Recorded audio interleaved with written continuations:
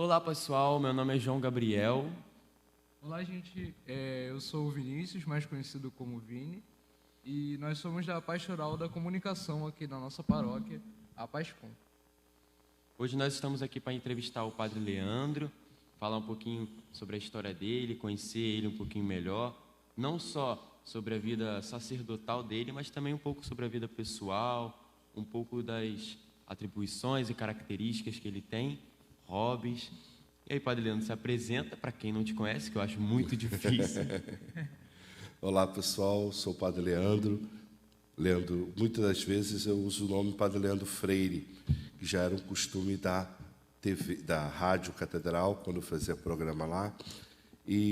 Mas meu nome todo é Padre Leandro de Azevedo Freire, mas eu uso mais Padre Leandro Freire. E tenho 46 anos de idade, sou natural de São Gonçalo, Papagoiaba legítimo, e vivi minha infância toda em São Gonçalo, e dentro de toda a caminhada da minha vida tem muitas coisas para partilhar com vocês. Primeiramente, a gente pede a sua bênção, não é, Padre? Deus abençoe. É uma honra receber o senhor, ser o primeiro convidado do nosso podcast. Legal. E a gente queria que o senhor começasse contando um pouco mais da sua infância. O senhor nasceu em São Gonçalo, então conte um pouco mais como é o início da história do Leandro. Isso aí. Fora o Padre Leandro. Como começou a história do Padre Leandro, a sua infância, o que o senhor fazia na infância, como era essa infância em São Gonçalo? Então, a minha infância ela sempre foi muito levada. Eu era uma criança muito levada. Minha mãe que dizia, né? O que será dessa criança um dia? Porque eu tenho cicatrizes na perna, no joelho, né? E justamente porque eu sempre fui uma criança muito alegre, muito feliz da vida. Então, a minha rua é uma rua considerada um pouco mais ou menos sem saída, e eu peguei a transição entre rua de asfalto e rua de terra. E era legal porque com a rua de terra, a gente fazia corrida de chapinha, búlica, triângulo, peão. Então, tudo isso está muito presente na minha vida, né? E, às vezes, criança que cresceu em apartamento, que cresceu em rua toda asfaltadinha, não tem essa oportunidade de conhecer um pouco dessas realidades, né? E depois, uma das coisas que eu passei também foi marcante na minha infância, é que eu era tão arteiro que uma vez eu fui fazer um contorno com a bicicleta assim no final da rua, e nesse contorno eu, ao invés de fazer o contorno direitinho, eu bati com o pneu da bicicleta na beira do meio-fio e do lado do rio, e os rios lá, muitos deles se tornaram valões, que eram aqueles esgotos céu aberto, né? E aí bati e caí num valão entupido desse. Nossa, fiquei 18 dias de cama, com o risco de uma doença complicada. E aí minha mãe começou a participar do grupo de oração, começou a participar mais da igreja, né? Eles já eram do encontro de casais. E nessa participação Deus deu a cura para mim, né? Ela não imaginava por que seria, mas Deus me deu a cura em vista também daquilo que eu seria no futuro, talvez, né? Mas essa cura foi um marco também para a caminhada dos meus pais, que caminhavam no encontro de casais, né, da igreja. Depois eles foram ficando na igreja, aí depois eu já fui ficando na igreja por iniciativa minha mesmo, né? Então a minha caminhada um pouco, seja de fé, seja de adolescente, foi uma caminhada que eu, no início da catequese, eu fiz catequese 3 vezes, porque nunca participava direito das aulas, faltava muito. E aí, depois, teve uma senhorinha que falou assim, não, vou me comprometer a levar as crianças da rua para a catequese. Então, a gente ia a pé cerca de 3 quilômetros para ir para a catequese, e toda semana a Dona Maria, essa senhora já é falecida, ela é um pouco responsável pela nossa catequese, né, infantil. E aí depois minha mãe foi para Neves, e lá tinha o EAC, foi quando eu, com 13 anos, fiz o EAC. E para mim foi uma experiência muito legal também. Você, como adolescente, criança, não tem muita noção. Em que momento você teve assim um start de, poxa, eu sinto a presença de Deus? Com qual idade? Se teve algum momento específico dentro do próprio EAC, ou se foi em outro momento, movimento? Então, a minha experiência de Deus foi dentro do seminário.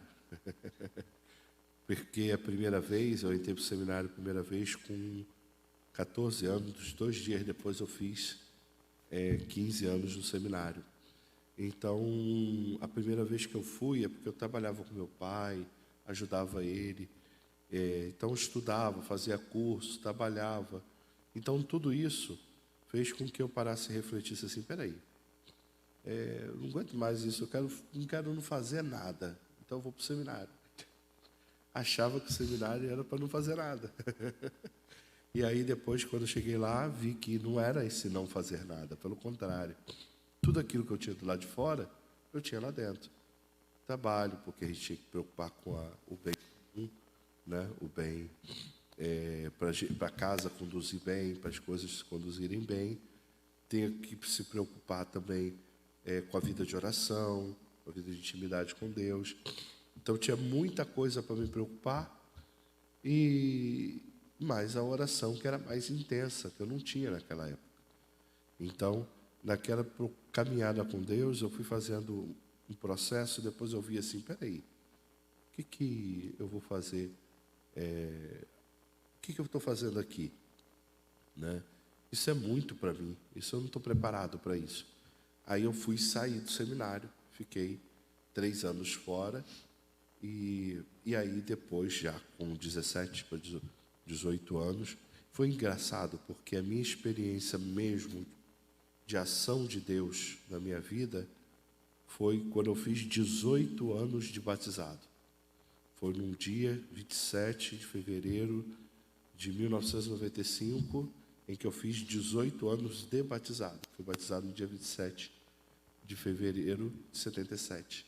Eu fui batizado 11 dias depois de nascido, né? E depois tem uma outra particularidade disso. Mas e também a experiência mesmo profunda de Deus foi nesse retiro de carnaval, um retiro com mais de 150 jovens, mais de 100 jovens, cerca de 150, mais alguns senhorinhas, idosos, né?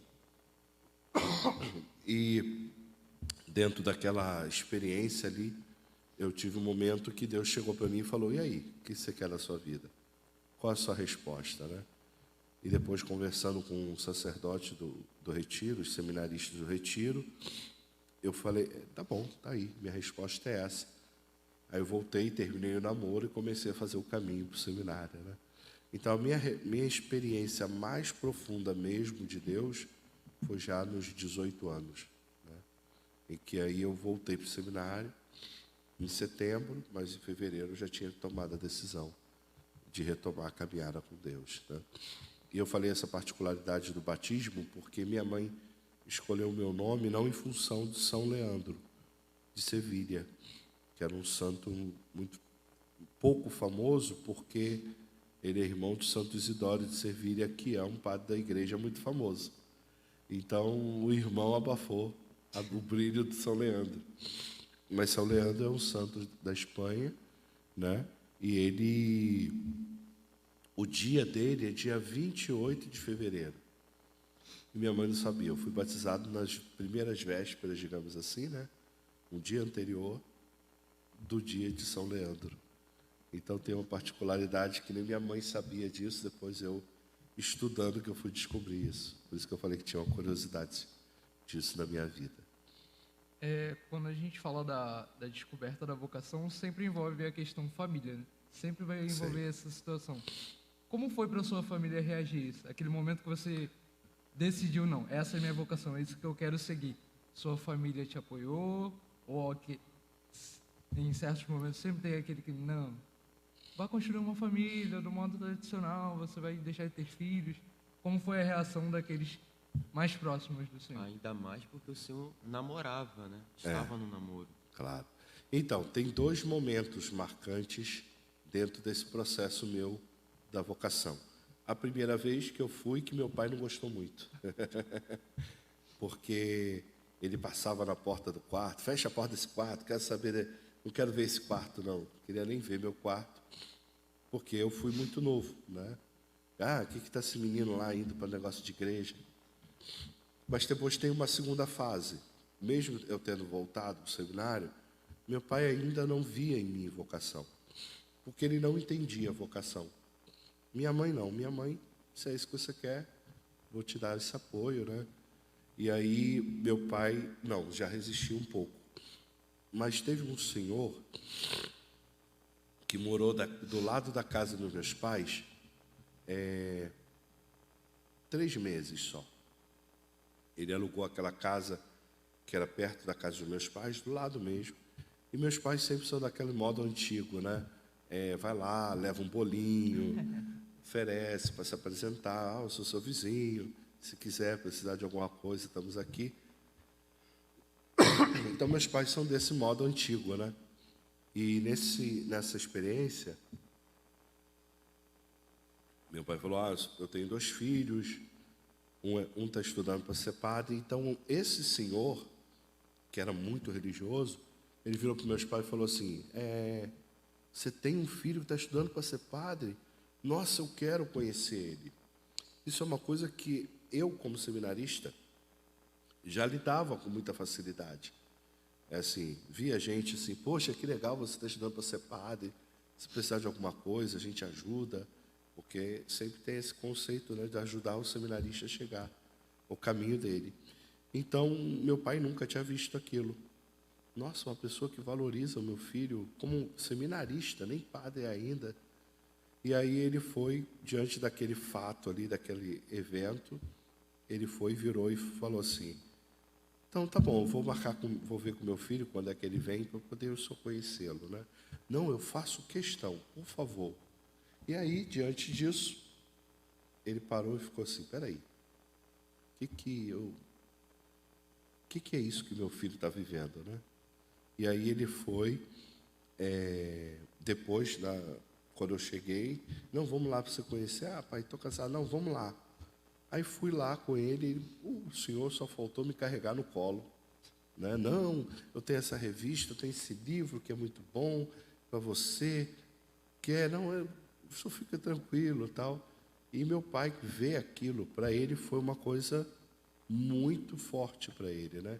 Nossa, meu filho é amado, meu filho é cuidado, né? E depois de todo o processo da minha vida, eu tive a experiência de ir para Roma, como seminarista.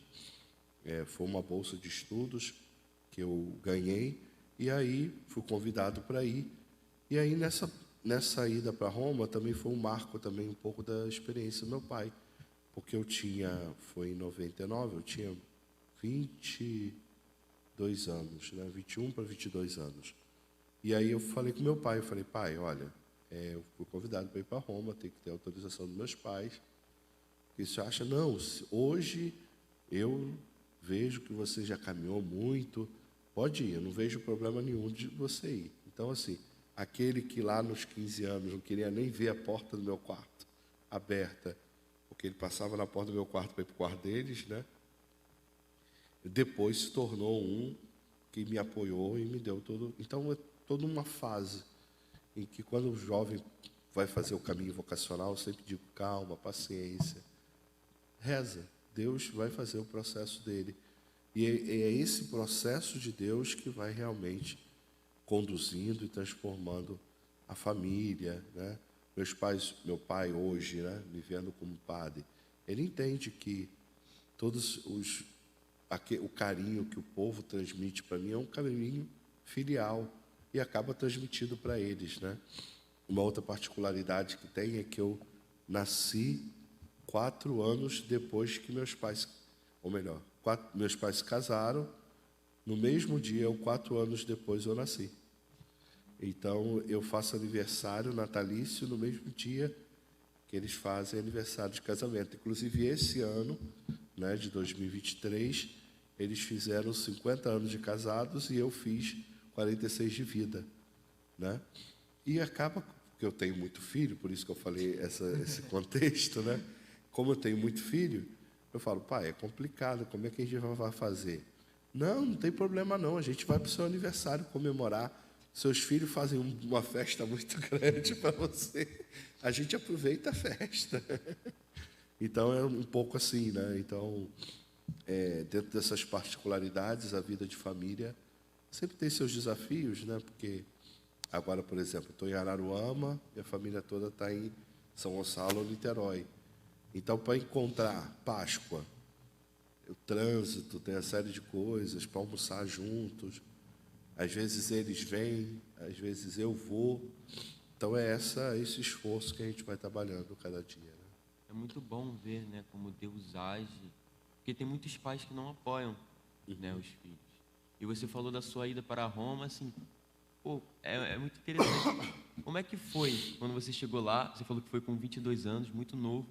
Encarar a realidade de você viver num país estrangeiro, com pouca idade e tendo que encarar desafios de dependência de vida, né, sem os pais. Como é que foi esse baque, esse choque na sua vida? O colégio ele dava toda a estrutura, né, de casa, comida, o que eles chamam em italiano soggiorno, né? A responsabilidade do soggiorno, o colégio dava tudo, né? Então, tinha a faculdade, o transporte para a faculdade, então tudo isso incluso na própria bolsa. Mas tinha a questão de eu cheguei lá sem falar uma gota de italiano. As aulas começavam no final de setembro, então eu cheguei em Roma no dia 5 para o dia 6 de agosto, foi minha viagem. Então eu cheguei em Roma com os amigos que falavam português, que tinham vários seminaristas lá nesse mesmo colégio, mas o mundo em torno a mim era outro, né? O universo era outro, a cultura era outra, né? E ver gente do seu lado, aí no primeiro dia a gente deixou as coisas, não, vocês não vão descansar não, vamos embora. Que eu saí daqui de manhã e cheguei lá no outro dia de manhã, por causa do fuso e da viagem. E aí quando eu cheguei no outro dia de manhã, não, vamos embora, tá cedo, vamos embora, vamos para a rua. E aí a gente foi conhecer a Basílica de São Pedro, para mim foi a experiência assim, mais significativa. Olhar para a Basílica de São Pedro assim, eu me beliscava, eu falei, é verdade? Eu não estou diante de um telão. Que telão é esse? Aí eu me encostei assim num obelisco assim, fiquei olhando para a Basílica de São Pedro e vendo, né, o berço da igreja, eu olhava para o lado, uma pessoa falando alemão, outro falando inglês, outro francês. E aí você vê que o Brasil se torna um ovinho, né? O Rio de Janeiro minúsculo. Então, aquela experiência de igreja realmente universal. Igreja mundo, né? E aí, o mundo todo reunido naquele lugar. E uma experiência também que para mim foi muito significativa foi participar de uma audiência com o Papa, né? Que era Papa João Paulo II, hoje São João Paulo II. A gente está ali, olha para o lado, tem uma bandeira de um lugar, outra bandeira de outro. E você ali com seus amigos da sua língua, e na hora que fala os povos de língua portuguesa, aí levanta você, levanta gente da África, gente de Portugal. Então, foi uma experiência assim, muito significativa. E, então, essa experiência de Roma é uma experiência de desapego muito grande. Eu, na época, não tinha essa facilidade de celular, né? Celular é aí 2010, essas facilidades que a gente tem. Mas eu fiquei em Roma até 2004. A gente começou a ter celular lá, mas eu lembro da minha época, era MSN que a gente conversava. A internet era aquela... Aí pega, vai. E aí a gente ia para os pubs, né? Para as casas que tinha vários computadores, lan houses, ia para as lan houses, e lá nas lan houses que tinham um computador, você usava a internet para falar com a família, porque a ligação, imaginar, né? 1 minuto era coisa de R$ 3,50, para na época que o salário mínimo era quase R$ 100, ou seja, Se você ficasse 10 minutos, você gastava de conta de telefone quase metade do seu salário. Então, tudo era muito... Escrevia muita carta para falar um pouco da vida. Então, a experiência de lá foi uma experiência, assim, primeiro de desapego, né? Dos amigos, da família. Eu, para manter contato com os amigos, eu mandava as cartas todas num pacote só, que era mais barato, mandava para minha mãe, e minha mãe colocava no correio aqui no Brasil para mandar para os amigos, né? Então, assim, são experiências que marcam muito a gente, né? Eu fui ordenado diácono lá, e eu tive algumas experiências muito marcantes com São João Paulo II. Uma delas foi a oportunidade de ser diácono na missa em que Dom Alano recebeu o palio, que é aquela que os arcebispos e cardeais usam. É um pano branco assim, com um negócio preto, representando a ovelha. Então os cardeais, os arcebispos recebem. E naquele dia eu estava segurando a bandeja para que Dom Alano pudesse receber, para assumir a diocese, que eu ia ser padre na época, Dom Alano. Depois também eu cantar o Evangelho em latim. Você olhar aquela praça de São Pedro com mais de 150 mil pessoas. Jesus. E aí você via da conciliação cheia, aquela cerimônia com muitos bispos, muitos arcebispos e cardeais recebendo o palio. Então, assim, era algo muito significativo e muito forte, né? Então, para mim, foi muito bom fazer essa experiência, porque eu volto para a minha realidade, né? Porque eu não fui padre lá, né? E voltava para ser padre aqui, né? Na minha diocese. Isso, graças a Deus, nunca me subiu à cabeça. Vocês vão ter que me respeitar, porque já estudei. Nunca, pelo contrário. Eu queria cada vez mais trazer aquilo que eu aprendi, que eu tive de oportunidade de conhecer lá, para a nossa cultura, porque eu via que isso era importante, né? Como o senhor falou, entre tantos eventos em Roma, né? Mas um dos que chama mais atenção é, com certeza, a presença de São João Paulo II. Como é até hoje ter conhecido um santo pessoalmente, ter estado ali com ele? Quem conhece o Padre Leandro sabe que tem uma foto muito significativa, né? Está no perfil do meu WhatsApp. É a foto do perfil do WhatsApp dele. Então, como é até hoje? Eu creio que isso foi uma fonte de inspiração. E que nos momentos mais difíceis, com certeza, esse evento marcou a sua vida e faz diferença até hoje. É uma das coisas que mais marcou para mim, porque eu voltei de Roma em 2004 e o Papa morreu em 2005, né? O Papa João Paulo II. E eu peguei a período muito de fragilidade dele, né? O Parkinson, e ele também, a idade também, estava bem fisicamente muito debilitado. Mas uma coisa que sempre me chamou a atenção foi o quanto ele, mesmo com toda a dependência, com toda a dificuldade que ele tinha, sempre com a cabeça lúcida, sempre objetivo, né? Então, eu falei assim, nossa, esse homem, com toda a simplicidade dele, você olhava nos olhos dele e não precisava falar nada, ele já te transformava. Então, eu, com a minha juventude, o mínimo que eu posso fazer é não deixar que até hoje eu estou um pouco resfriado, né? Mas, assim, não deixar que um resfriado, não deixar que as dificuldades, não deixar que as tribulações sejam o meu empecilho para ser aquilo que Deus quer de mim, né? Tanto é que, às vezes, eu estou meio resfriado, meio baqueado, mas eu vou lá, celebra-me isso para o povo mesmo assim. Eu acho que esse esforço, né, para que o povo possa conhecer a vontade de Deus é fundamental. Então, para mim, eu aprendi com ele, né? Eu aprendi muito isso com ele, porque São João Paulo II era um homem de muita garra, né? Ele que falava sobre a importância, né, de que precisamos de católicos de calça jeans, né? Que ele falava para os jovens. Precisamos de cristãos de calça jeans para evangelizar outros de calça jeans.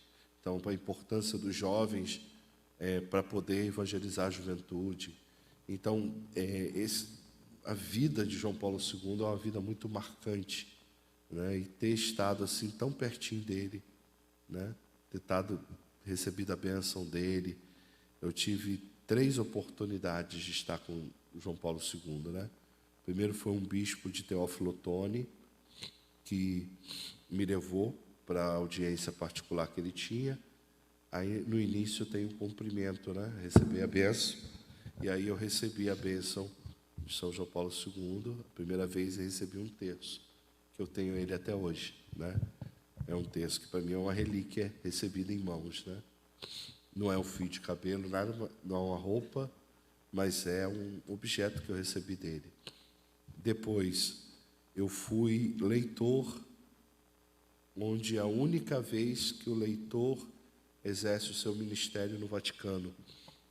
E é uma particularidade muito interessante, porque a cerimônia de Sexta-feira Santa, toda a introdução da Sexta-feira Santa é feita por um leitor. A gente aqui no Brasil faz por um diácono. Rezemos pelo povo judeu e rezemos pelos não cristãos na Sexta-feira Santa. Ajoelhemos, levantemos, né? Então, aquele momento, a introdução pelos judeus, no Vaticano era feita em português e chamavam-se os seminaristas dos diversos colégios, que tinham o colégio nosso, o africano, e o português, de língua portuguesa, para fazer essa introdução. Então, foi a primeira vez que eu fiz a leitura no Vaticano. Aí tem a foto, assim, eu fazendo a leitura no ambão, e atrás de mim o Papa João Paulo II, né? E ele fazia a oração depois. Então, são coisas assim que marcam. Depois eu fui diácono, né? Também foi uma outra oportunidade, que depois a gente cumprimenta o Papa, né? Recebe a bênção do Papa, né? E era a primeira vez que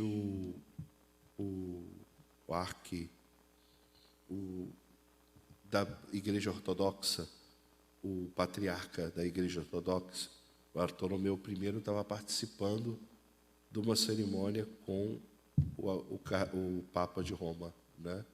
Da Igreja Católica Apostólica Romana, junto com a Igreja Ortodoxa. Então, eu cantei o Evangelho em latim e o diácono da igreja deles cantou o Evangelho em grego. Então, para a gente participar de uma cerimônia dessa, histórica, para mim foi muito significativo, né? Então, sem dizer às vezes que eu fui na audiência, então ver o Papa assim tão de pertinho, ouvi-lo, né, falando, isso é algo realmente singular. Então, ter convivido com João Paulo II foi realmente algo marcante, profundamente, na minha vida.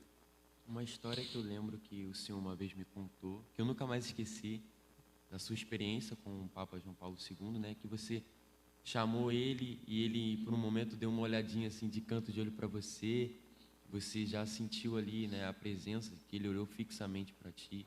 E ele foi um santo que foi canonizado rápido, né? Em vista... O povo lá na Itália, no falecimento dele, já no sepultamento, gritava, né? Santo súbito, né? Santo rápido, porque a vida dele era um testemunho. Ao olhar dele para o senhor sentia uma grande presença de Jesus, porque você pensa num santo como o Papa São João Paulo II, devia expirar uma aura assim santa, né? Um sentimento diferente. Uma particularidade que me chamou muita atenção de São João Paulo II foi justamente o cuidado, né? O amor, o carinho que ele tinha e expressava através das coisas, né? Então a gente olhava assim para ele, e dessa vez é justamente essa que é a foto do perfil do WhatsApp, porque na hora que a gente estava, os seminaristas de Niterói, a gente veio por trás da cátedra, na Basílica de São Pedro, a praça, a Basílica de São Pedro, tem uma esplanada na frente, e depois toda a Praça de São Pedro, né, para trás. Então, para a gente poder tirar foto, a gente ia por trás e tirava a foto e saía, mas não tinha contato com ele. A gente, né, que é Arquidiocese de Niterói, carioca. Não, a gente vai dar um jeito de falar com o Papa. Então, depois que a foto foi, chegou bem pertinho assim dele, aí eu cheguei para o Papa. João Paulo II, sua bênção. Ele olhou para mim assim, e aí eu coloquei a mão assim na mão dele, né? E ele olhou para mim nos olhos assim, nossa, aquele olhar ali para mim, eu lembro como se fosse hoje, né? Uns olhos azulzinhos, né? Tipo um polaco, né? E os olhos azulzinhos, você não via defeito, não via máscara, não via nada. Via nele sinceridade, via nele amor, via nele uma ponte da graça de Deus, né? Então, aquela experiência foi marcante para mim, realmente, ver que aquilo ali era realmente a ação de Deus em nós, né? Muito bom, é muito bom. Ele é um homem de muita vivacidade e o simples fato dele existir ali já dizia tudo, né? Já era a evangelização. Uma curiosidade, padre, como o senhor falou, você foi seminarista em Roma, por que o senhor não foi ordenado lá? É uma questão de uma regra, ou é uma escolha, ou a diocese que decide? A gente teve essa curiosidade, né? O senhor teria essa opção de ser ordenado lá ou não? Até poderia, mas assim, é a importância também da presença da família, né? Eu, quando voltei, eu pedi para ser ordenado, inclusive, na minha paróquia. Aí Dom Alano virou para mim e falou, filho, você se incomodaria de serem ordenados juntos? Porque eu ia pedir para ser ordenado na paróquia Nossa Senhora das Neves no dia 5 de agosto. Então, aí ele falou, não, o primeiro pedido que o meu arcebispo estava me pedindo, chegando de Roma, eu falei, não, se o senhor quiser, eu estou aqui, se o senhor achar melhor, então tá bom. E aí foi que aí definiu a ordenação em 20 de setembro no ginásio Dom Bosco, né? Mas, geralmente, a diocese sempre autorizava que ordenasse diácono lá, né? Porque a gente, de certa forma, para poder fazer os estudos lá, a gente atrasava a ordenação. Eu fui ordenado com 27 anos. Mas se eu seguisse o cronograma de teologia, filosofia aqui do Brasil, eu teria me ordenado com 25 anos, aqui no Brasil. Como eu fui para Roma, aí eu fui ordenado com 27. Então, eles autorizam para você também não atrasar ainda mais a sua ordenação, de ser ordenado em Roma diácono, já vindo ordenado diácono. E uma curiosidade da minha ordenação diaconal lá é que eu já tinha um pouquinho gostava muito dessa área de tecnologia. Eu fiz a transmissão de lá para cá via MSN, Nossa. uma chamada de videoconferência, e os seminaristas então botaram um telão na minha paróquia em Neves, e a minha ordenação diaconal foi transmitida online em 2004. Então, vocês imaginem, falar sobre uma transmissão de uma missa, de uma ordenação. Pioneiro. 2004, a transmissão da missa, assim. E como estava sendo tudo em italiano, o pessoal aqui não entendia. Aí um seminarista, o Carlos Henrique, lá da Diocese de Caicó, ele ficou no teclado, tudo que falava ele ia traduzindo, e o pessoal via pela caixa de mensagem do MSN, que era o que tinha de chamada de vídeo na época. Eu pedi ajuda a um amigo meu que trabalhava com rede lá em Roma. Eu falei, me ajuda para a gente fazer essa transmissão. Ele me deu o maior apoio, né? E aí ele fez a instalação de um cabo de rede para compensar a internet. Você imagina, eu estou falando isso em tempos... 2004, gente. Isso era uma coisa tudo nova, ninguém falava disso. Eu tive essa grande alegria, né, de ter. E aí, então, essa escolha de ser ordenado aqui era um pouco a opção da diocese também, para se gerar o vínculo, né? Porque a gente já ficava 5 anos fora. É uma das coisas que eu sinto muito, né?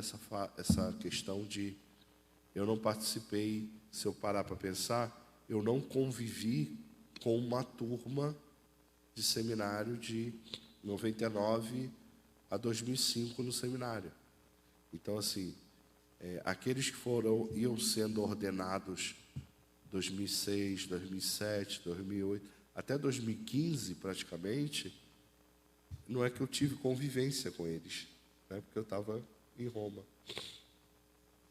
Mas, assim, depois a gente vai aproximando, né? O clero também acolheu muito bem.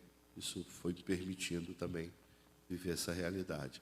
Mas a escolha da ordenação aqui era um pouco também pelo fato da família e também pelo fato da diocese poder trabalhar essa questão, né? Falando agora um pouco sobre o seu ministério, né? A partir de que você foi ordenado. Uma coisa que é interessante, você falou da transmissão lá em 2004, né? Você foi padre da Pascom, né? Você foi um dos que trouxe a Pascom para cá. Uhum. E também que o senhor tem, a gente se surpreende com o padre Leandro, ele conhece sobre transmissão, sobre música. Como é que você foi evoluindo, né, nas paróquias que o senhor passou? Como é que foi o seu primeiro contato como padre? Se você sofreu alguma dificuldade no início? Como é que foi esse início da sua caminhada vocacional? Então, quando eu cheguei diácono e fui nomeado para auxiliar o Padre Marinho na paróquia Nossa Senhora Conceição em Pacheco, para ser vigário, justamente porque quando Dom Alano esteve em Roma, eu coloquei para ele uma série de propostas, de trabalhos, do quanto a gente precisaria melhorar a qualidade do nosso jornal, a qualidade da nossa comunicação. Só que eu não sabia que na diocese já estava um processo de mudança realmente de paradigmas do momento, porque já tinha sido pedido pela CNBB e pela igreja como um todo a importância de se investir mais em comunicação. Então eu cheguei na diocese, Dom Alano, a primeira coisa que fez, meu filho, você vai assumir nem era setor de comunicação, você vai assumir a comunicação da diocese. Eu falei, mas o que é isso, Dom Alano? Toma aqui o documento, meu filho. O documento da CNBB, traduzido em português, que era explicando o que era a pastoral da comunicação. E, toma, vai ler, você vai colocar isso em prática. Eu peguei um setor que tinha uma pessoa, que era o Cláudio, e um computador que fazia edição do material que era para publicar da diocese, ajudava a organizar o jornal, e era isso, né? Se tinha uma coisa ou outra, eu falei, Dom Alano, eu preciso de investimento, porque não existe trabalho de comunicação sem investimento nessa área. Aí ele falou, meu filho, vê o que você pode, que nossa diocese está com muito boa de dinheiro, mas vamos ver o que a gente consegue. E aí eu consegui uma ajuda de custo, perdão. E aí eu fui vendo, eu fui transferindo essa ajuda de custo que eu recebia de investimento no setor, na compra de material, na compra de computador, de impressora. E aí eu, percorrendo, né, a Diocese do Rio já estava muito mais avançada com isso, e eu sempre trabalhei muito em comunhão, né? Dom Alano me pediu que eu participasse da reunião que estava se formando o setor de a Pastoral da Comunicação no Regional Leste 1. Aí Dom Rafael me chamou para conversar, me pediu para poder ser o assessor, Dom Rafael Cifuentes, né, que tem vários livros, e a Andréia Gripe, que foi a primeira coordenadora do setor, né? Eu fui como primeiro assessor, colaborando com o bispo referencial, que era o Dom Rafael. E aí nós começamos, eu ia pegando todo o material que vinha da CNBB, da igreja como um todo, e começando a traduzir um pouco também da experiência que eu tinha no Rio de Janeiro. E nessa experiência eu fui vendo que a gente precisava formar um setor de comunicação.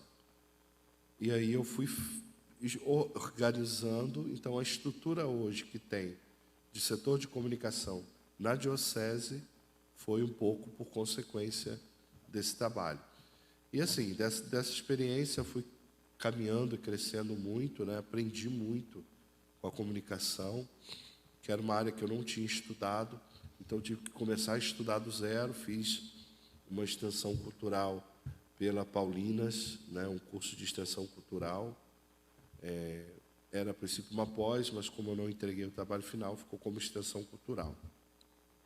Depois do trabalho, eu comecei a trabalhando no regional, e justamente por causa do conhecimento de línguas, por causa do mestrado, eu fui um dos representantes do Brasil para um projeto da América Latina para trazer para o Brasil, que era o RIAL, que era Redes Integradas da Igreja na América Latina. Então, fui visitar o Pontifício Conselho das Comunicações Sociais, em Roma, fui visitar em Santa Fé o projeto do RIAL. Então, tudo isso foram momentos muito marcantes. Eu fiquei 8 anos no setor de comunicação, e aí eu já estava também na paróquia Nossa Senhora Auxiliadora, que o povo me acolheu muito bem, né? Eu era ligado 220, então era muito elétrico. Então, trabalhando também com o setor de comunicação, então acabava desenvolvendo o trabalho na paróquia, o setor de comunicação de terça a sexta, e o resto do tempo, à noite, celebrava na paróquia e ritmo de paróquia. Mas sempre gostei muito dessa realidade. Depois de 8 anos, eu saí da comunicação, entreguei a pasta a Dom José, e aí Padre Wallace estava saindo da pastoral familiar. E aí ele pediu: Leandro, você não pode assumir isso. Você está saindo da comunicação, você tem... Eu falei: Padre Wallace, não, deixa eu quietinho. Aí ele: não, preciso... Aí levou para o bispo aceitou. Foi quando eu entrei na pastoral familiar. Então, assim, minha vida toda sempre foi procurando estar disponível e estar ajudando a igreja a poder crescer, a poder caminhar. Então, sempre foi esse meu perfil, meu objetivo de vida. Então, dentro da vida paroquial, as paróquias que eu passei, né, a paróquia Nossa Senhora Conceição, em Pacheco, que abrangia o que hoje é a paróquia Santa Isabel. Depois eu fui para a paróquia Nossa Senhora Auxiliadora, em Laranjal, fiquei 6 anos. Fui para a paróquia Nossa Senhora Conceição, na Ilha da Conceição, onde fiquei quase 3 anos, né? Depois dali eu fui para a paróquia, onde foi o maior tempo de trabalho meu na paróquia, que foi a paróquia de São Francisco de Assis, no Apolo. E fiquei lá por 8 anos, né? De lá, recebi a graça de Deus de voltar aos pés de Nossa Senhora Aparecida, de estar aqui, onde já estou há 1 ano e meio. Como é para o senhor lidar com essa mudança constante, né? Que vem através do sacerdócio, que é o senhor mudar de paróquia, sempre está mudando. Como o senhor lida com isso? Com o senhor que tem uma particularidade, né? Que nós percebemos aqui quando houve essa troca de pároco, que chegou no dia de recebermos o senhor e tinha ônibus parado aqui na frente da paróquia. E a gente até se assustou com: meu Deus, quanta gente tem aqui? Que padre é esse que está chegando? Né? Como é lidar com esse carinho e no momento da despedida, que com certeza deve ser um momento mais difícil. Não é fácil, não. Mas uma das coisas que, assim, Roma me ajudou muito nisso, né? Primeiro de tudo porque eu tive um corte de amigos, então, assim, ir para Roma era já um corte de contato. Eu sempre fui muito família, sempre fui muito amigo. E lá eu procurei construir amizades, né? Tem, inclusive, famílias que eu ainda tenho contato até hoje, lá da época que eu fiz pastoral em Roma. Então, para mim, é sempre uma ruptura. Toda mudança, ela exige de nós, né? E eu sempre fiz uma distinção, que existe a diferença entre paroquianos e amigos, né? Porque na vida paroquial a gente tem paroquianos, pessoas que você tem contato, que você faz o trabalho pastoral, mas existem alguns que você acaba gerando amizade, né? Amigos que você vai levar para a vida toda, amigos que vêm visitar até hoje aqui, né? Desde a época da Paróquia Laranjal, da Paróquia de Pacheco, né? Uma das coisas que foi uma alegria, um jovenzinho, baixinho, pequenininho, que era coroinha na minha época, eu fiz o casamento dele, né? Acompanhei o namoro dele, o noivado, né? Lá de Pacheco, na época. Então, assim, a gente vai aprendendo a lidar com essas situações e que vão ser alguns que vão ser só paroquianos, né? Que você vai conviver, mas que passou, onde você for, você vai encontrar, vai ficar feliz com você, vai participar com você, mas existem aqueles amigos que ainda você mantém contato, você conversa, você manda uma mensagem, né? Eu procuro sempre, eu tenho muitos amigos. Então, assim, e amigos mesmo, assim, que, padre, eu estou com uma dificuldade, preciso da sua ajuda. A gente pode conversar no WhatsApp, chamada de vídeo, 11 horas da noite? Podemos, aí a gente conversa, acompanha. Então, assim, quando dá, eu me faço presente. E eu construí muitas amizades nesse percurso, né? Então, inclusive, naquele dia, o pessoal brincou muito comigo, porque a gente ainda estava na fase da pandemia, né? Falou, graças a Deus que tinha um jogo do Flamengo, que era a final do Flamengo na Libertadores. Graças a Deus que tinha o jogo do Flamengo, porque se não tivesse o jogo, teriam mais pessoas que teriam vindo. E não ia caber na igreja por causa do distanciamento que estava tendo, né? Então, assim, para mim é uma alegria muito grande, né? Saber que eu trabalho muito numa relação pessoal, no acompanhamento da pessoa. Eu acho que cada indivíduo tem a sua particularidade, precisa ser amado e compreendido na sua particularidade. Eu acho que esse é o ponto-chave, né, para formar tantos amigos assim, como eu tenho, porque eu não posso tratar o Vini igual o João, igual o fulano, ciclano, beltrano, não. Cada um é cada um. E cada um tem o seu processo, tem o seu tempo, tem o seu modo de construir a sua própria vida.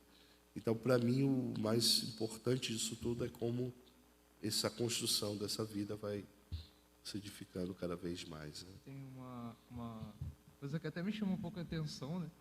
Que eu até entendi um pouco depois por que esse fervor todo até de Apolo, né? Que eu até falo muito com as pessoas que hoje em dia, às vezes, a gente é muito dependente do carinho mesmo, de escutar alguém. E o Padre Leandro, ele tem essa particularidade que até hoje em dia, esses dias eu me peguei pensando nisso. Eu chego na paróquia e fico, gente, cadê o Padre Leandro? Preciso dar um abraço nele. Achei. Aí eu vou lá dar um abraço nele, sou benção, Padre. Tudo bem, agora eu vou pra missa.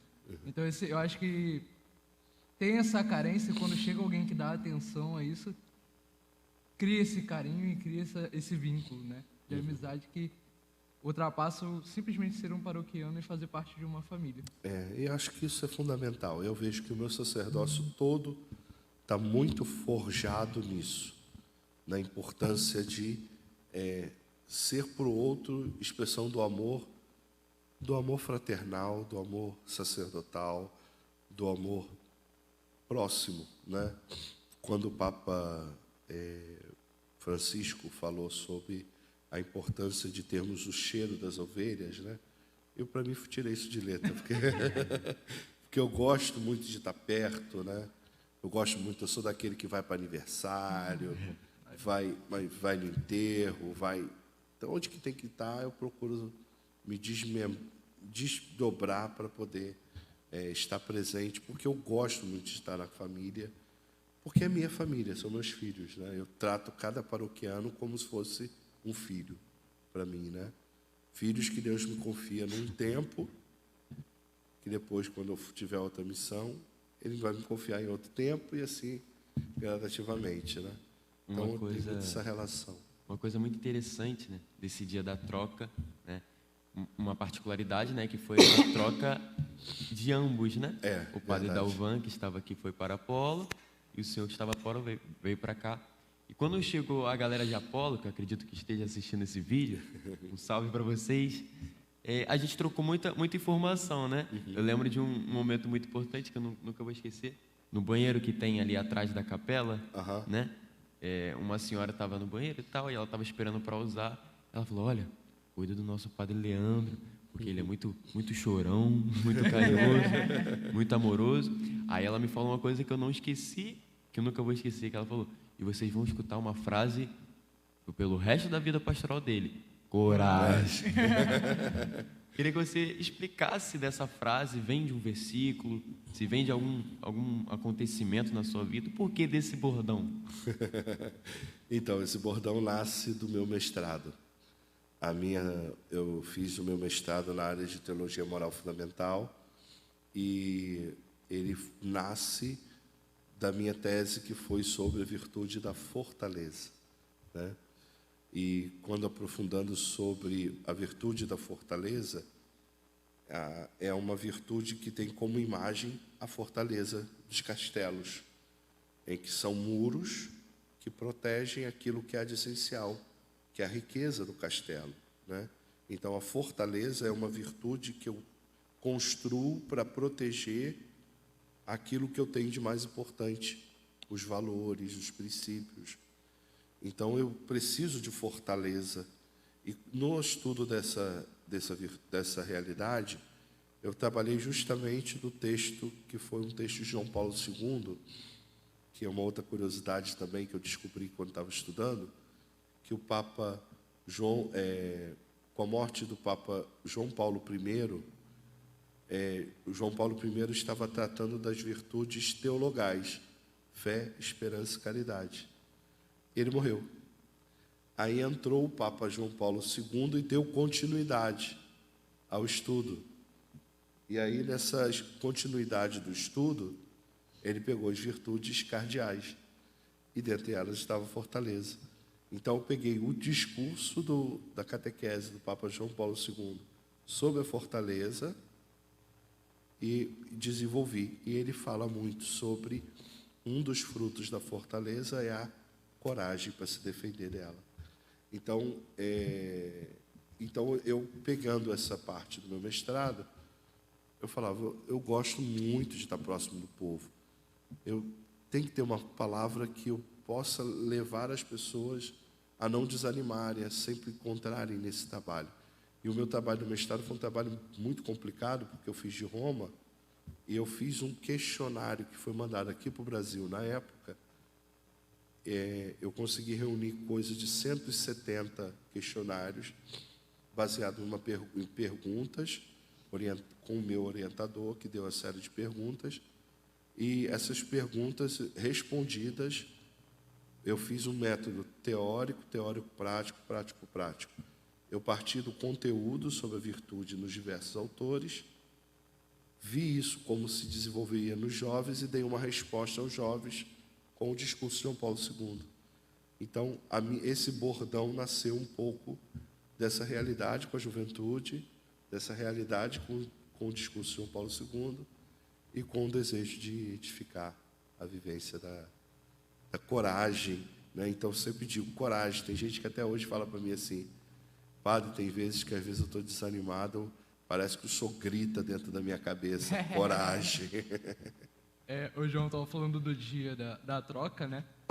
Que teve essa particularidade, foi muito engraçado, né? De realmente trocarem os dois sacerdotes e a gente conseguir ter essa comunicação com quem ia receber o padre Dalvan e do pessoal de Apolo também, que estava trazendo o senhor, que literalmente trouxe o senhor até aqui, né?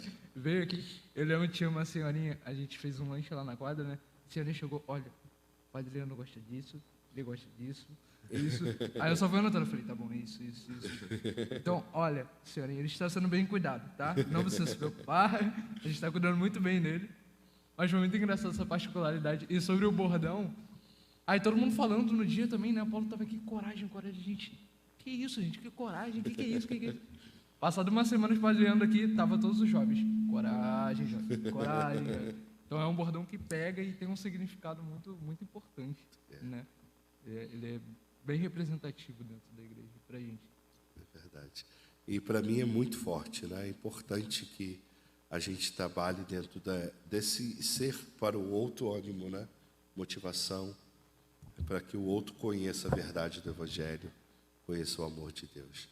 Agora, falando sobre a sua vida atualmente, né, aqui na paróquia, primeiramente, o que o senhor espera da paróquia como comunidade, como estrutura, o que o senhor almeja na paróquia? Quais são os próximos passos? Então, eu cheguei aqui na paróquia numa fase muito gostosa, muito boa, porque depois dos 40 anos a gente já começa a solidificar muitas coisas, né? Então a gente começa já a entender muita coisa. Então uma das coisas que eu procurei trabalhar muito é a questão da estrutura, né? Primeiro a estrutura. Ver se a estrutura básica que a gente tem é aquilo que a gente precisa para poder fazer um trabalho de evangelização, né? Então, ver a questão de avaliação da parte de terreno, estruturas, né? E contei muita coisa para resolver ainda, né? Isso é normal. Tem muita coisa que a igreja vai deixando sempre para depois, mas isso prejudica, às vezes, o próprio crescimento da igreja. Vocês imaginam, né? Se eu tenho um terreno que não é meu e eu vou construir nele, daqui a pouco aparece o dono. Tudo aquilo que você construiu é quase construir na areia. Você tem que entregar de mão beijada para a pessoa. Então, o processo, todo o desgaste disso. Então, a gente tem que ter esse olhar, né, da preocupação da estrutura, mas não só a estrutura física, né? Eu procurei consertar a opção de coisas, né, resolver a opção de problemas. A gente tem um problema, por exemplo, um problema de água, que a gente tem um mês que a conta de água vem R$ 450, tem outro que vem R$ 2.000. E aí, como lidar com essa situação? A estabilidade financeira da paróquia também, que hoje ainda não é a questão a paróquia não se sustenta porque ela não cobre todas as suas despesas. Então, como resolver isso? Como trabalhar isso? Então, essa é uma das metas também. Mas também o trabalho pastoral, que é uma das coisas que eu procurei ir organizando as estruturas desses trabalhos pastorais, para que cada um, dentro do seu trabalho, as coisas vão acontecendo, né? Como, por exemplo, trabalho na juventude, trabalho na adolescência, trabalho com os coroinhas, trabalho com a família. Então, a gente estruturar as diversas realidades, mas também estruturar as realidades que são, por exemplo, depois que eu já passei por toda a catequese, entre aspas, se eu não tenho vínculo nenhum pastoral, meu vínculo de igreja é missa. Se você for parar para pensar, eu já fiz a catequese, já fui crismado, já fiz tudo, o que eu crio de vínculo? A missa. Então, como eu vou fazer do momento da missa um celebrativo em que eu me sinta família? Eu me sinta, então, é uma das minhas prioridades. Então, assim, só que a nossa igreja é muito grande. Não dá para eu cumprimentar todo mundo, não dá para conhecer todo mundo. E Araruama tem particularidades, já aconteceu de eu chegar no centro do Rio. Padre Leandro, tudo bem? Quem é essa pessoa? Não, eu vou à missa quando eu vou na minha casa de veraneio, no verão lá para Araruama, eu vou à minha missa lá na paróquia do Senhor. Ele vem, fica um mês e depois some, e depois a cabeça fica... Então, trabalhar com essa novidade, né, de uma estrutura de santuário, né, porque os santuários são realidades de peregrinação. Então, as pessoas passam, mas não necessariamente se vinculam. Mas tem uma paróquia viva aqui. Como a gente fazer isso? Então, a minha ideia, meu projeto é justamente isso. Solidificar bem as estruturas de tudo o que acontece para poder atingir o objetivo de a gente conseguir evangelizar, né? Conseguir fazer uma festa da padroeira, como a gente fez no ano passado, querendo crescer cada vez mais, porque a gente ainda tem o privilégio de ter o Dia da Padroeira como feriado, então isso ajuda para a gente poder viver bem, fazer com que a paróquia seja uma referência da devoção à Nossa Senhora Aparecida para todo o vicariato, porque é a única paróquia de Nossa Senhora Aparecida em toda essa região do vicariato. São 4 paróquias, ou 3, se eu não me engano, na diocese. A nossa é uma, só tem a nossa em todo o vicariato, Lagos. Então, como a gente faz dessa devoção uma referência, uma vivência, isso requer estrutura, requer melhorias em alguns aspectos que não são fáceis, né? Então, a minha meta é um pouco trabalhar, por isso que hoje o pessoal fala, mas o Padre Leandro está meio parado, parece que está... Não, a gente está trabalhando nas estruturas, né? Se a gente for parar para pensar o que a gente já fez, a pintura toda externa, a reforma das salas da catequese, a reforma do salão, fizemos reformas estruturais em Santo Antônio, estamos pensando cada capela, formando o conceito de comunhão, somos uma igreja só, matriz e capelas. Então, tudo isso é um processo que acaba sendo bastante exigente. Então, minha meta é trabalhar essa evangelização, mas estruturar bem para que tenham pessoas sólidas para que a evangelização seja concreta, né? Senão a gente faz um oba-oba, e não pode ser. A gente tem que fazer uma evangelização verdadeira. Uma coisa que é engraçada, que eu acho legal trazer para cá, você comentou que encontrou um paroquiano, um veraneio no Rio. Como é lidar com o fato do padre ser uma figura conhecida, né, representativa? Você pensa que você faz missa para 1000 pessoas, né, todo domingo. Como é lidar com esse fato? Às vezes a pessoa está andando na rua e olha só, o padre come pastel, ó, o padre compra arroz. Segunda-feira aconteceu isso comigo. Inclusive, para quem vê o status de Padre Leandro segunda-feira, os memes dizem muito sobre isso. Eu gosto muito de brincar com o povo. Porque né? você pensa o padre, de certa forma, ele em alguns momentos é pedagogo, psicólogo, juiz. Como é lidar com isso, com o público, né? Com a galera que vem na missa e não conhece muito a figura do Leandro e do Padre Leandro. Eu, por exemplo, segunda-feira eu fui fazer exame de sangue. É minha folga, eu falei, vou de bermuda. Aí estou eu assim, aí eu entrei, eu sou o Leandro Jesuíno Freire. Padre, sua bênção. Aí eu, quem é, Senhor Jesus? Aí o Senhor, não, eu vou à missa lá do Senhor. Eu sou daqui do centro, mas eu vou à missa lá do Senhor, que eu gosto muito da sua missa. Não sei o quê. Aí depois uma outra senhora, eu falei, acabou me tornando figura pública no município, né? Porque, querendo ou não, um município que não é tão grande como Araruama, em comparação a São Gonçalo, que é quase 1 milhão de habitantes, né? Araruama tem 4 paróquias, né? Eu sou uma dessas 4 paróquias. E aí, então, acaba tendo uma projeção. Então, eu tenho que ter um cuidado danado. Às vezes eu faço isso, mas depois falei, poxa, sei lá como que a pessoa imaginou né? Às vezes, eu atravesso aqui, vou à praia, mergulho na lagoa aqui, pertinho, tomo meu banho de praia na segunda-feira. Eu acho que isso é fundamental para o povo entender que o padre também é um ser humano, né?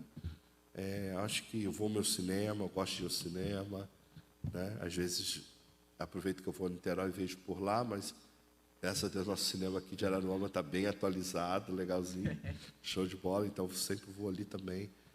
Então, eu acho que isso é fundamental, né? A gente, como a gente faz mostrar que ser igreja é possível em todos os ambientes, sem escandalizar, né? Acho que é mais importante, né? Que não é nenhum problema eu sair para comer uma pizza, sair para poder estar com as pessoas, né? Mas desde que isso não afete a minha vida de oração, a minha vida pessoal, isso é fundamental, né? Então, dito isso sobre conhecer um pouco mais sobre o Padre Leandro, a gente vai fazer um bate-bola com o senhor, né? Vou fazer algumas perguntinhas sobre o seu cotidiano, enfim, aí o senhor responde. Tá bom. Um santo de devoção. São João Paulo II e Santa Faustina Kowalska. São João Paulo II a gente já, né, Já suspeitava. Time? Botafogo.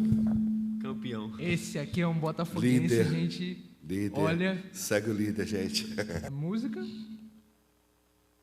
Católica, mas de bom gosto.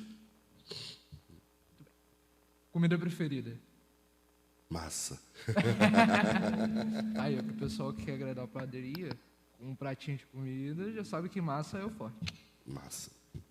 O que gosta de fazer no dia de folga?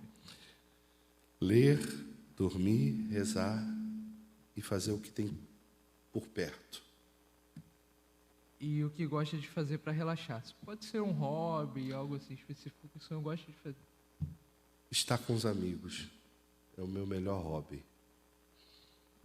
Inclusive, a gente estar com amigos com o Padre Leandro rende histórias maravilhosas. Então, convidem o Padre Leandro para um almoço que quer ouvir história boa.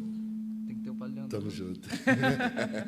Agora, o que o senhor diria para o Leandro, o menino Leandro, com 15 anos? O que eu diria para o menino Leandro de 15 anos? Coragem. O fato de eles... vale a pena, não desanime, não desista. E como o senhor pensa estar daqui a 10 anos? Padre. Padre. Na paróquia, eu pretendo estar aqui, né? Eu estou muito feliz aqui.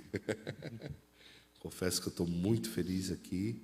Tenho muitos desafios pastorais e pretendo abraçar cada um deles e pegar esse touro pelo chifre e levar para frente.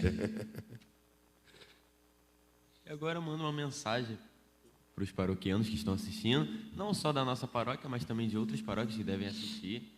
A galera de Apolo também, que é muito presente nas nossas redes sociais, sempre gosta de matar um pouquinho a saudade do Padre Leandro. Manda uma mensagem para eles. Então, pessoal, que alegria. Esse podcast para mim foi um momento assim de reviver muitas coisas interessantes, muitas coisas significativas, né? Seja na minha infância, seja na minha adolescência, no meu início do ministério. Eu quero dizer para vocês que hoje eu sou um Padre Leandro desejoso de ser cada vez mais santo. E quero caminhar com vocês para isso. Se você é meu paroquiano que frequenta aqui, saiba que eu quero caminhar para você também ser santo. Se você é um dos meus amigos da onde eu já passei, ou das paróquias onde eu passei, se quer ser santo, conte comigo, estamos juntos. E o que eu mais quero é que cada um possa conhecer muito mais do que a mim conhecer a Deus. Esse é o meu desejo. Então saibam que cada vez mais a gente, nas brincadeiras, nos momentos de descontração, mas acima de tudo, no momento de muita alegria, podemos sempre viver a amizade dos filhos de Deus, que somos uma só família. Obrigado. Então, nós vamos chegando ao término desse podcast. Pessoal aí que, faltou essa história de Padre Leandro aqui, que eu não ouvi. A gente vai convidar ele de novo, né? Ele mora muito longe, né? Logo ali em cima.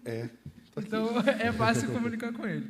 Então, se tem uma história que vocês querem ouvir, se tem algum assunto que vocês querem que o padre fala, coloquem aí nos comentários que a gente vai chamar ele de novo, né? Ele tendo disponibilidade, ele vai estar aqui para falar com vocês. Sugestões também de outros. Sugestões também de outras pessoas, de outros assuntos, enfim. Mais uma vez a gente agradece, Padre Leandro, muito obrigado. Amém. Obrigado. Por estrear o nosso podcast. Amém. E nós vamos pedir encarecidamente que o Senhor dê a bênção ao nosso podcast, né? Que agora a gente está começando mais esse desafio. Isso aí. Né? Que tudo ocorra da melhor forma, que aconteça o que Deus quer que aconteça. Amém. Então, que Deus os abençoe, os guarde, os fortaleça, os ilumine e que possa cada vez mais, através desse instrumento de evangelização, sermos verdadeiros instrumentos da graça de Deus. E a bênção do Deus Todo-Poderoso, Pai, Filho e Espírito Santo. Amém. Nossa Senhora Aparecida, rogai por nós. E coragem! Quem também quiser vir conversar com o padre, gente, no meio de semana, quais dias o senhor está aqui na paróquia, padre? Então, toda quinta-feira eu atendo sempre à tarde, né? Começa às 3 horas da tarde, vou até o horário da missa. Geralmente nos horários ali da missa, terça e quinta às 19 horas, antes ou depois eu sempre atendo, e depois da missa das 8 horas da manhã, quarta e sexta, também eu atendo.